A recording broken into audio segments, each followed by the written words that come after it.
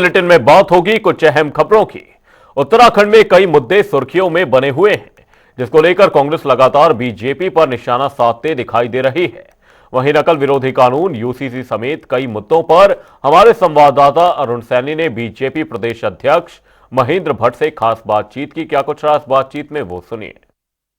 देश में बिहार में चुनाव है और बिहार चुनाव के बीच अगर उत्तराखंड की बात की जाए तो उत्तराखंड में वर्तमान में ऐसे कई ज्वलंत मुद्दे हैं जो काफी चर्चाओं में भी है। जिन मुद्दों को लेकर आज हम चर्चा करेंगे, हमारे साथ इन तमाम विषयों को लेकर बातचीत करने के लिए भारतीय जनता पार्टी के प्रदेश अध्यक्ष एवं राज्यसभा सांसद महेंद्र भट्ट जी हैं। उनसे बातचीत करेंगे। सर, जनता टीवी में आपका स्वागत। बहुत बहुत धन्यवाद जनता टीवी का।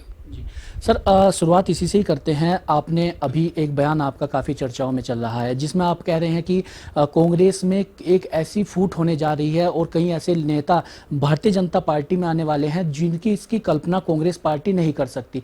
तो ऐसे क्योंकि कई चेहरे तो आपकी पार्टी में आ चुके हैं, कई नेता कांग्रेस से आ चुके हैं, और तो ऐसे कौन से लीडर हैं जो कांग्रेस के प्रदेश के टॉप लीडर हैं, चाहे गणेश गोदियाल जी की बात करें या करण महाराज जी की बात करें या फिर प्रीतम सिंह जी की बात करें, भुवन काबड़े जी की बात करें, क्या इनमें से ही कोई चेहरा भारतीय जनता पार्टी में लाने की जो है कवायद चल रही है?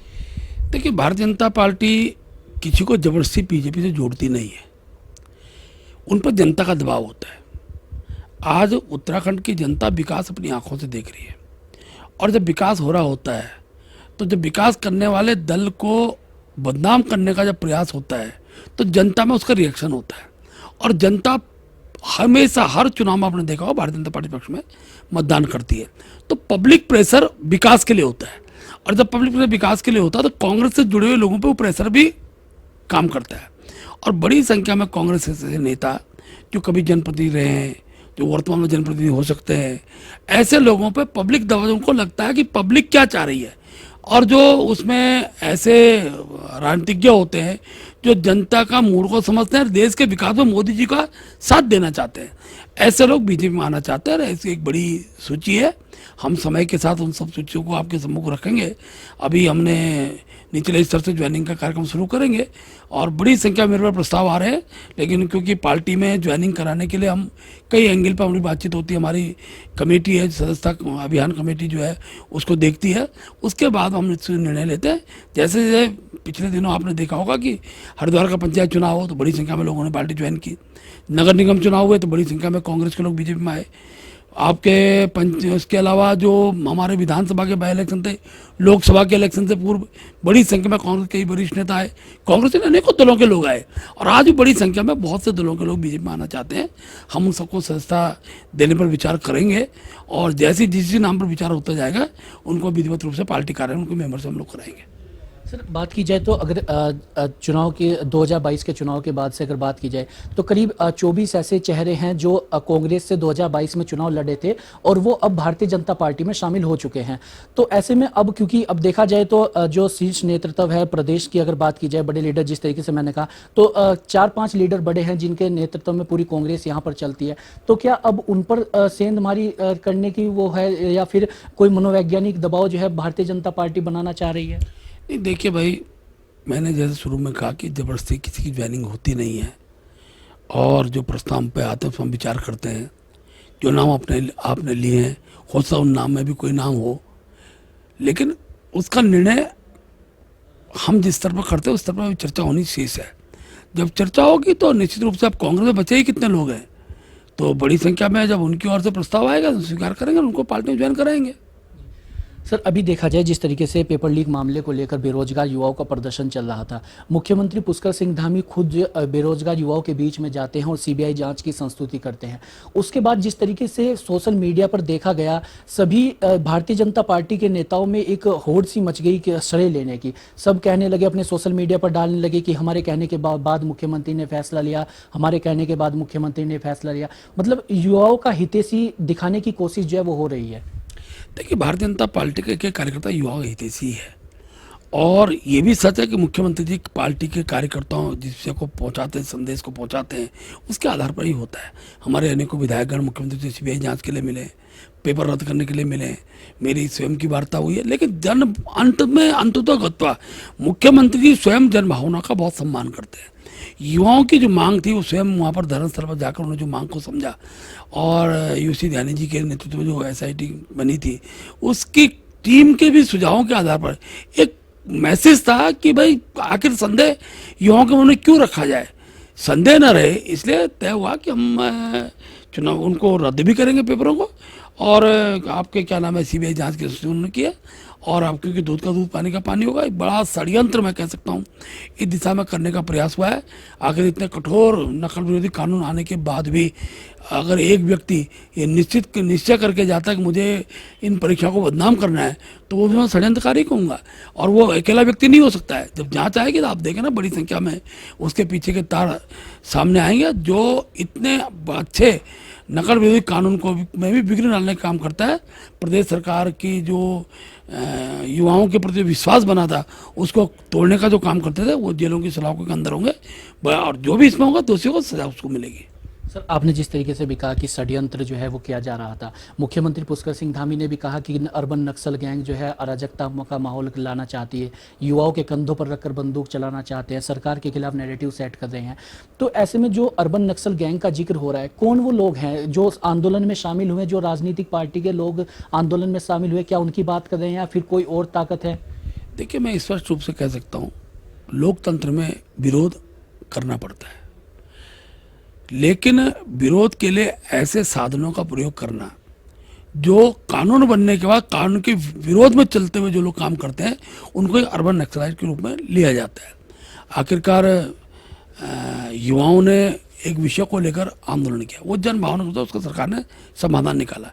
लेकिन ये भी तो सच है कि इतने सख्त कानून के बाद अगर उस कानून को तोड़ने का एक षड्यंत्र हो रहा है, UCC के बाद UCC के अंदर विघ्न खड़ा करने का प्रयास हो रहा है, जबरन धर्मांतरण के बाद उसमें भी धर्म का काम किया जा रहा है, थूक जिहाद की घटनाएं बढ़ रही थी, कौन है? यार वो नक्सल का ही स्वरूप है। और ये जो भी लोग हैं उनको सरकार बख्शेगी नहीं, उन सबको एक सजा मिलेगी। और मुख्यमंत्री पुष्कर धामी जी ने जैसे कहा है कि हम इस प्रकार के तत्वों को किसी भी रूप में बर्दाश्त नहीं करें, चाहे वो उत्तराखंड की डेमोग्राफी की चेंज करने का जो विषय है उस पर एक बड़ा षड्यंत्र प्रदेश के अंदर चल रहा है, इन सब विषयों पर सरकार बहुत पैनी नज़र रखी हुई है, और ऐसे लोगों को निश्चित सजा मिलेगी। किसी भी राजनीतिक दल के द्वारा कोई राजनीतिक विरोध, ये कोई हम उसको बुरा नहीं मानते हैं, लेकिन सरकार के सकारात्मक कार्यों का विरोध कर उसके बाद जब जनता के जनादेश के लिए जाते हैं तो जनता उनको मुंह तो जवाब देती है। और कांग्रेस जैसा राजनीतिक दल जिसने कि कोई सुझाव देने चाहिए थे कि इसमें ये की जाए, इसमें ये किया जाए, वो सुझाव उन पर आज की तारीख में नहीं है। आज मुद्दा विहीन कांग्रेस हो चुकी है। ऐसी स्थिति में फिर वो सहारा लेती है, और किसका सहारा लेती है? जो सरकार को अनावश्यक रूप से अविश्वास के वातावरण को खड़ा करने का काम करते हैं। इसलिए ऐसे से बचना चाहिए। मैं आज कह सकता हूँ मुद्दा क्यों नहीं है, मुद्दा है ही नहीं। इसलिए नहीं है कि सड़कें जा चुकी हैं, हर घर में बिजली है, हर घर में पानी है, अच्छे कानून बन गए हैं जिसके कारण देवभूमि का देवतीर्थ स्वरूप बचा हुआ है। तो मैं कह सकता हूँ जब इशू खत्म हो जाते हैं तो फिर पॉजिटिव इशू का नेगेटिव करना, अच्छी बातों का विरोध करना, यह कांग्रेस ने अपना हथियार बना दिया है। आजकल पूरे देश के अंदर वोट चोर के नारे लग रहे हैं, लेकिन सत्यता क्या है? सत्यता यह है कि एक स्वतंत्र एजेंसी को भी कांग्रेस बदनाम करना चाहती है, लोकतंत्र के भी अविश्वास आस्था का वातावरण तैयार करना चाहती है। इतने वर्षों तक वोट चोरी के जिनके उदाहरण रहे हैं, जिन्होंने पोलिंग बॉक्स अपहरण हो जाते थे, जिन्होंने रिजल्ट न्यायालय के निर्णय के बाद इमरजेंसी लगा दी हो, जब ऐसे लोग इस प्रकार की बात करते हैं तो जनता उनको सबक सिखाती है। चुनाव में बिहार का चुनाव आने वाला, आप देखिएगा कि किस प्रकार का सबक मिलेगा। और उत्तराखंड के अंदर तो 2027 के अंदर हम लोग ट्रिपल इंजन की सरकार का हैट्रिक हम बनाने वाले हैं। तो क्या सर आप कांग्रेस की बात कर रहे हैं कि कांग्रेस ये सब करा रही है या कांग्रेस नैरेटिव सेट कर रही है, किस तरीके की बात आप कह रहे हैं? देखिए, निश्चित रूप से जब व्यक्ति पे अपने इशू नहीं होते हैं तो ऐसे इशू का सहारा लेती है जो इशू होते ही नहीं है। अब मैंने कहा ना कि भाई अगर एक विषय आया, क्योंकि दोनों पक्ष हैं, नकल का एक प्रकरण आया, उसको पेपर लीक संज्ञा दी गई, 11 बजे 11:30 रिजल्ट बाहर आता है, एक व्यक्ति के द्वारा आता है, सरकार उसको सजा देती है, तो पकड़ा जाता है, उसकी बहन पकड़ी जाती है, वो जिस अध्यापक उतर जाता है उसको उसके बाद उस पर बयानबाजी करना, उसको उस धरने प्रदर्शन में जाकर छात्रों को भड़काने का काम किसने किया? और वो उस व्यक्ति के लिए नेगेटिव नकारात्मक सोच तैयार किया जाता है जिसने युवाओं के हित में हमेशा सहयोग किया है। आखिर इस प्रदेश के यूथ कुंठित होते थे, आज 26,000 सरकारी नौकरियां मिली हैं। मुझे कहते हुए खुशी भी है कि अभी तक के मुख्यमंत्री तो कालखंड आप देखिए किसी भी सरकार का, पुष्कर धामी जी के नेतृत्व में सर्वाधिक सरकारी नौकरियां मिली हैं। प्राइवेट सेक्टर की नौकरियों में वृद्धि हुई है। इन्वेस्टर समिट के माध्यम से बड़ी संख्या में उद्योग बुलाए जा रहे हैं। किसके लिए हो रहा है? यहाँ की प्रतिभावान, यहाँ के युवाओं को ठीक प्रकार से उनका जीवन यापन हो, उस दिशा में सरकार की पहल है। अब इस प्रकार के माहौल को नकारात्मक दृष्टि से सोचना, तो ये उसको सहयोग करना, ये दोनों प्रकार से कांग्रेस दोषी है।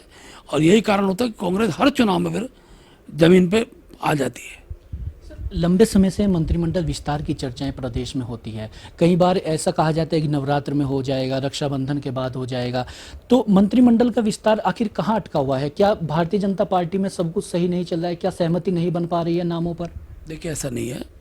हम हर बार मंत्रिमंडल के लिए हमारे नेतृत्व ने कहा है कि हम करेंगे। उत्तराखंड की परिस्थिति इस रूप में बनती है, कभी बाई इलेक्शन आता है, विधायक के देहांत हो जाता है, तो विधायक के देहांत पर का कार्यक्रम कैसे हो सकता है? पंचायत चुनाव आ जाता है, चुनाव देखने के मंत्रिमंडल देखना है। लोकसभा का चुनाव आता है, अब क्या करेंगे? अभी आपदा आ गई, जिस समय सोचा था जल्दी हम करेंगे, अब आपदा में हर्ष नहीं हो सकता है।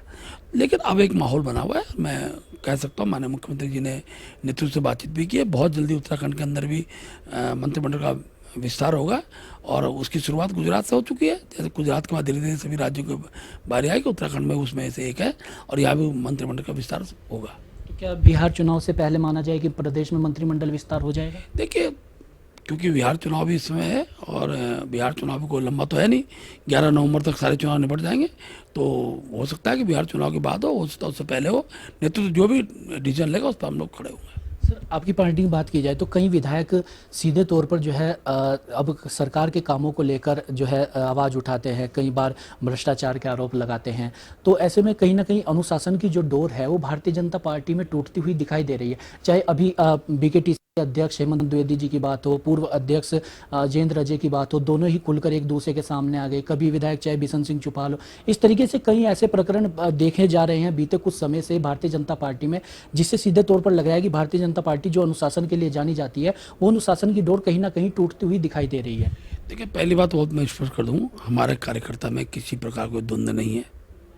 अनुशासन बीजेपी के अंदर कायम रहता है। सोशल मीडिया में किन विषयों को किस रूप में प्रदर्शित किया जाता है उस पर मैं उत्तर देना नहीं चाहता हूँ। बिसंदा हमारे बहुत वरिष्ठ विधायक हैं और दिन से उनकी चर्चा वो भी कार्यकर्ता थे। कार्यकर्ताओं के बीच में अगर कोई विषय चर्चा होती है और उसका कोई आदमी वीडियो बनाकर सोशल मीडिया में डालता है और कहता है कि साहब आपसी द्वंद्व है, तो गलत है। अपना कार्यकर्ता अपने व्यक्ति से, अपने कार्यकर्ता से, अपनी पार्टी के विधायक से जोर से भी बात कर सकता है, प्रेम से भी बात कर सकता है, लेकिन वो बीजेपी कार्यकर्ता है, इसलिए उसको श्रेणी में लेना नहीं है। जहाँ तक और विषयों की हमने चर्चा की, निश्चित रूप से मैं कह सकता हूँ कि हम लोग पार्टी के सभी विधायकों को, हम कार्यकर्ताओं को जहाँ अनुशासित में ठीक प्लेटफॉर्म पर अपनी बात को कहने के लिए कहते हैं और उसका हमने पालन भी करवाया, अनेकों विधायकों से पालन भी करवाया। फिर भी चुनाव वर्ष से अनेकों बार कुछ अपेक्षाएँ कार्यकर्ता की विधायक से रहती है, इसलिए उन अपेक्षाओं को विधायक खड़ा उतरेंगे और धीरे धीरे जो उनके मन का भाव है, कार्यकर्ता का जो भाव है, ये वर्ष हमारा कार्यकर्ताओं की संतुष्टि का वर्ष है। हम कार्यकर्ताओं को जो भी उनकी अपेक्षाएं हैं, क्योंकि कार्यकर्ता लग के बीजेपी को जिताता है, उसके बाद उस पर जनता का प्रेशर रहता है। बूथ का अध्यक्ष है, हम उससे बूथ जिताने की कल्पना करते हैं, तो बूथ अध्यक्ष की समस्या तो रहेगी ना भाई। कई बूथों, अब इतने बड़ा प्रदेश के अंदर एक विधानसभा 200 से ऊपर पोलिंग बूथ होते हैं, हर बूथ की समस्या का समाधान हो गया होगा ये मैं भी नहीं मान सकता हूँ, लेकिन अधिकतर बूथों की समस्याओं का हम समाधान कर सकते हैं, उस क्षेत्र की समस्याओं का समाधान कर सकते हैं। कार्यकर्ता के मनोभाव की जो कुछ ऐसे विषय हैं जिनको हम ठीक प्रकार से उनका समाधान कर सकें, उस दिशा में लोग इस साल वर्ष में पहल करेंगे और भारतीय जनता पार्टी कार्यकर्ता उत्साहित होकर 2027 में फिर भाजपा की सरकार को लाएगा। सर, 2027 में लेकर आपकी कहीं से तैयारी चल रही है? कहाँ से आप चुनाव लड़ना चाह रहे हैं? सुनने में आ रहा है कि ऋषिकेश से भी आपकी तैयारी 2027 के विधानसभा चुनाव को लेकर चल रही है, क्या ये सच है? नहीं, पहली बात तो बहुत स्पष्ट कर देता हूँ, मेरी पार्टी ने मुझे अध्यक्ष बनाया है चुनाव लड़ने के लिए नहीं। तो मैं चुनाव लड़ाऊंगा और भारतीय जनता पार्टी की हैट्रिक के साथ सरकार बनाऊंगा। मेरा नेतृत्व मुझसे यही अपेक्षा करता है, उसी अपेक्षा में आगे बढ़ूंगा। तो क्या आप 2027 का विधानसभा चुनाव नहीं लड़ेंगे? अरे मैंने कहा ना, अभी मुझे लड़ाने का दायित्व मिला है भाई। तो जो दायित्व आज की तारीख में, मैं उस दायित्व पे ही चर्चा कर रहा हूँ। हम बीजेपी को चुनाव हमारे कार्यकर्ता लड़ेंगे और हम पार्टी को एक हैट्रिक हम इस बार उत्तराखंड के अंदर बनाएंगे। तो ये थे हमारे साथ भारतीय जनता पार्टी के प्रदेश अध्यक्ष महेंद्र भट्ट जी, और साफ तौर पर सभी विषयों को लेकर इन्होंने अपनी बातचीत रखी है। अब आगे देखना होगा कि 2027 में जिस तरीके से कहा कि बीजेपी जो है हैट्रिक लगाने के जो है उत्तराखंड में जा रही है, वो कितना होता हुआ दिखाई देता है। अपने सहयोगी रोहित के साथ मैं अरुण सैनी, जनता टीवी, देहरादून।